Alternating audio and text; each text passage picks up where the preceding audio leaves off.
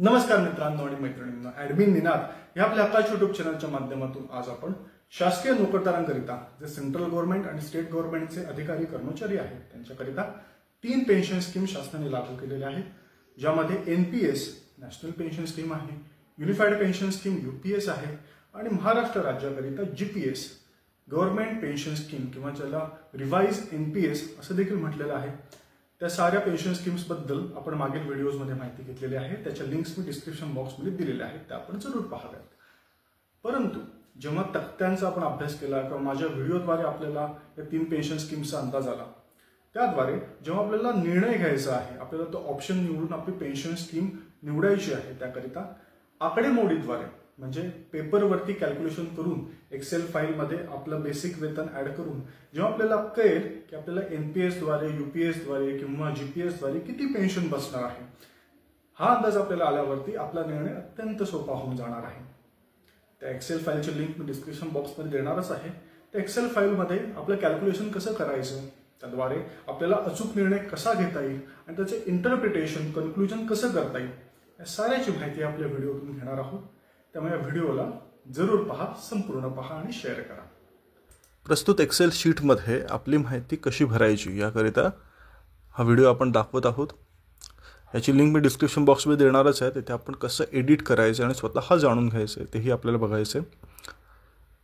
कर्मचाऱ्याच्या नावाच्या ठिकाणी आपलं नाव टाकायचं आहे, आपलं डेझिग्नेशन टाकायचं आहे, डेट ऑफ बर्थ टाकायची आहे, डेट ऑफ जॉईनिंग टाकायची आहे, डेट ऑफ रिटायरमेंट टाकायची आहे, लेंथ ऑफ सर्व्हिस किती होते ते टाकायची आहे.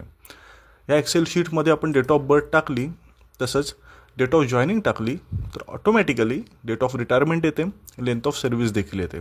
त्याच पद्धतीने आजच्या दिवशी टुडेज लेंथ ऑफ सर्व्हिस किती झालेली आहे ते देखील आपल्याला समजते. हा पूर्ण 5, 6, 7 हे नंबरचे रो आपले भरून झाले की 3 नंबरचा रो भरायचा आहे, ज्याच्यामध्ये 1 जानेवारी 2025 ह्या वर्षीचं बेसिक आपल्याला टाकायचं आहे.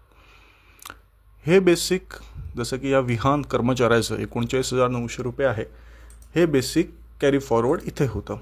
म्हणजे C10 ह्या कॉलम आणि रोच्या जॉईनिंगला 39,900 बेसिक आलेला आहे. जानेवारी 25चं बेसिक आहे 39,900 रुपये. जर आपण वरील 2 नंबरच्या रोचा पूर्ण विचार केला तर त्यांनी काय काय गोष्टी दिल्या त्या आपण एकदा पाहून घेऊया.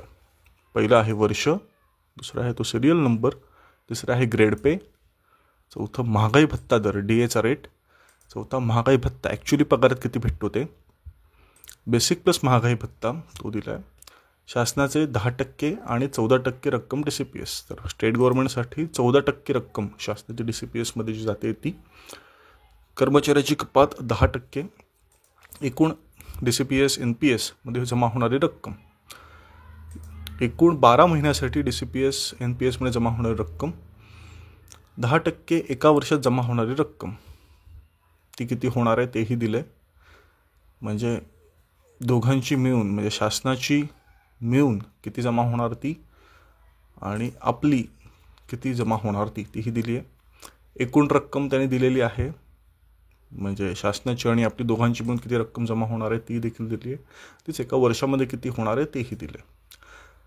त्या वर्षामध्ये जमा होणाऱ्या रकमेचं जर आपण 6% व्याज काढलं, म्हणजे 6% NPSचा रेट ऑफ इंटरेस्ट, तर तो किती असेल आणि व्याजासह रक्कम किती असेल हे दिलेलं आहे. पुढचे रकाने हे फक्त आपल्या माहितीसाठी आहेत की NAV नेट असेट व्हॅल्यू ती किती असणार आहे SBIसाठी, त्याची माहिती या ठिकाणी दिलेली आहे. NPSमधलं हे कॅल्क्युलेशन आहे. विहान या कर्मचाऱ्याचा विचार करता त्याचं बेसिक ह्या ठिकाणी ऑटोमॅटिकली आलं आहे आणि ऑटोमॅटिकली बाकी सगळ्या गोष्टी कॅल्क्युलेट झालेल्या आहेत. हे आपल्याला दिसू शकतील, ऑटोमॅटिकली कॅल्क्युलेट झाले आहेत. त्याचं 2026 जानेवारीचं बेसिक बघितलं तर 3% इन्क्रिमेंटने बेसिक दिसतं आहे. महागाई भत्ता वाढ या ठिकाणी दिसून येते आणि बाकीच्या गोष्टी कॅल्क्युलेट झाल्यात. तसंच त्याच्या रिटायरमेंटपर्यंतचं म्हणजे साधारण 2037 पर्यंतचं त्याचं बेसिक किती असेल, शेवटचं 58,600, महागाई भत्त्याचा दर त्यावेळेचा आणि बाकीच्या गोष्टी कॅल्क्युलेट झाल्यात. हे आपण ह्या ठिकाणी बघू शकता आणि असं ॲनालिसिस आपण करणार आहोत. याच रकमाच्या शेवटी जर आपण गेलो तर बघा, शेवटचं बेसिक 58,600 आहे. जानेवारी 38ला त्यांची रिटायरमेंट झालेली आहे. महागाई भत्त्याचा दर दिला आहे, महागाई भत्ता किती मिळाला आहे ते दिलं आहे, बेसिक प्लस महागाई भत्ता ही रक्कम दिलेली आहे. म्हणजे इतक्या वर्षाच्या सर्व्हिसमध्ये त्याचं रिटायरमेंटपर्यंत किती रक्कम जमा होईल, NPSमध्ये किती रक्कम जमा होईल, त्याचं 6% व्याज धरून किती रक्कम जमा होईल, व्याजासह रक्कम किती जमा होईल, हे सारं काही दिलं आहे. व्याजासह रक्कमेचा विचार केला तर 49,55,302 रुपये त्यांचे व्याजासह जमा होणार आहेत. या सगळ्या कॉलमचा विचार केला तर 49 लाख रुपये त्यांचे NPSमध्ये जमा होणार आहेत.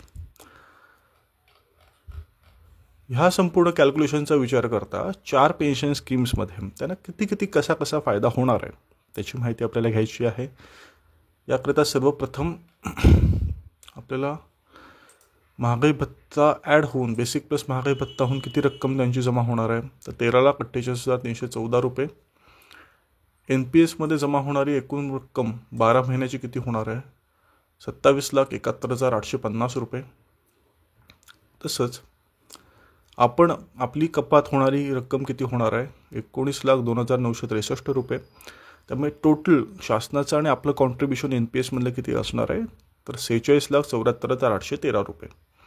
त्याच्यावरचं व्याज जर आपण काढलं 6% व्याज दरानं तर 21,86,962 रुपये हे आपलं व्याज असणार आहे.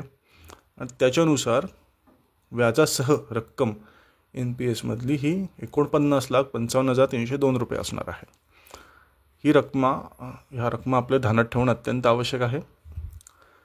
GPFचा विचार केला तर बघा लास्ट बेसिक 58,600 होतं, त्यामुळे पेन्शनसाठी 50% घेतलं, 29,300 DA कॅल्क्युलेट केला आणि पेन्शन डायरेक्टली त्याच्यावरती मिळालेली आहे.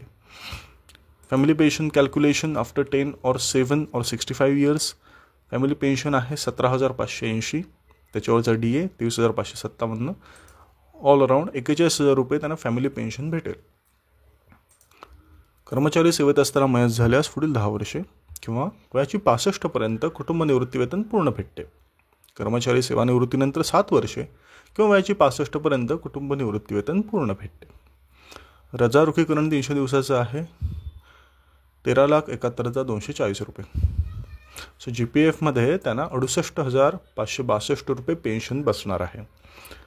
आपण आपल्या रकमा इथे टाकल्यावरती बेसिक टाकल्यावरती आपल्याला किती पेन्शन बसेल हे देखील इथे आपल्याला दिसणारच आहे.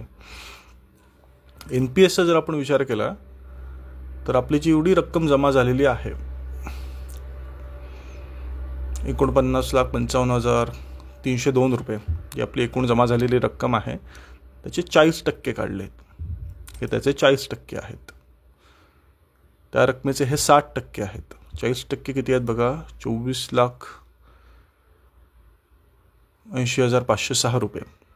तर त्याच्यावर पेन्शन किती बसली आहे, 16,537 रुपये. जी 60% रक्कम मिळाली आहे ती जर आपण गुंतवली, 60% रक्कम किती आहे, 37,20,760 रुपये. ती आपण गुंतवली मंथली इन्व्हेस्टमेंट स्कीममध्ये किंवा परत NPSमध्ये गुंतवली तर 24,805 रुपये त्याच्यावरची पेन्शन मिळणार आहे. मग दोघांची जर बेरीज केली तर 41,342 रुपये ही आपल्याला पेन्शन लागू होणार आहे. त्याचा अर्थ NPSमध्ये सर्व रक्कम आपण गुंतवली तर, त्यामुळे त्याचा आपल्याला फायदा होणारच आहे. 41,342 रुपये आपल्याला NPSमध्ये पेन्शन बसणार आहे. त्याचा आपण जरूर विचार करू शकतो. रजा रोखीकरण बघा 13,71,240 रुपये. NPSमध्ये राष्ट्रीय निवृत्तीवेतन प्रणालीत कर्मचारी सेवेत असताना मृत्यू झाल्यास कुटुंब निवृत्तीवेतन मिळते, अन्यथा नाही. कर्मचारी सेवेत असताना मयत झाल्यास पुढील 10 वर्षे किंवा वयाची 65 पर्यंत कुटुंब निवृत्तीवेतन पूर्ण भेटते. कर्मचारी सेवानिवृत्तीनंतर 7 वर्षे किंवा वयाची 65 पर्यंत कुटुंब निवृत्तीवेतन पूर्ण भेटते. जर आपण RNPSचा विचार केला, रिवाइज नॅशनल पेन्शन स्कीम, तर त्यामध्ये लास्ट बेसिक आपलं 58,600 होतं, पेन्शन बेसिकसाठी 50% घेतलं आहे, त्याच्यावर DA कॅल्क्युलेट केला आहे आणि फॅमिली पेन्शन म्हणजे पेन्शन त्या व्यक्तीची 68,000 रुपये त्याला पेन्शन भेटणार आहे. फॅमिली पेन्शनचा विचार केला तर 29,300च्या 60% 17,580, त्याच्यावरचा महागाई भत्ता, त्याची महागाई भत्ता वाढ देखील मिळणार आहे आणि 41,000 रुपये फॅमिली पेन्शन मिळणार आहे. म्हणजे RNPSमध्ये 68,000 पेन्शन बसेल आणि फॅमिली पेन्शन 41,000 बसेल. सो RNPS बेसिकच्या 50%, शेवटच्या पगाराच्या 50% ही पेन्शन बसणार आहे. RNPS 6,20,000, 62,1,267 ही रक्कम मिळणार नाही आहे असं त्यांनी म्हटलं आहे. म्हणजे कुठलंही सेवा उपदान जास्त मिळत नाही आपल्याला RNPS. खूप कमी प्रमाणात म्हणजे जी लमसम अमाऊंट पाहिजे ती मिळते. ग्रॅच्युएटी लागू आहेच, लमसम अमाऊंट खूप कमी प्रमाणात मिळते आणि त्याच्यामध्ये पेन्शन 50% बसते.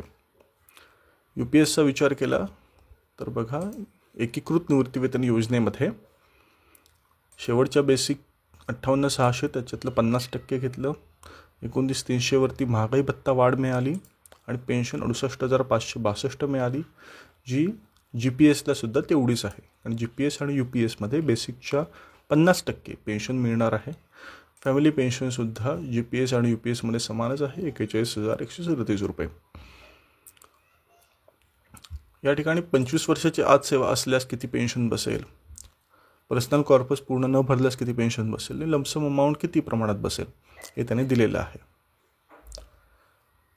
त्यामुळे अशा रीतीने विहान या कर्मचाऱ्यासाठी जे सिनियर क्लार्क आहेत त्यांचं 1/1/2025 बेसिक 39,900 रुपये आहे. त्यांच्याकरिता हे कॅल्क्युलेशन कसं असेल आणि त्याने GPS, NPS किंवा UPS यामध्ये किती पेन्शन बसणार आहे याचे कॅल्क्युलेशन आपण या ठिकाणी बघितलं आहे आणि ह्याचा उपयोग आपल्याला आपला निर्णय घेण्याकरिता देखील नक्की होणारच आहे.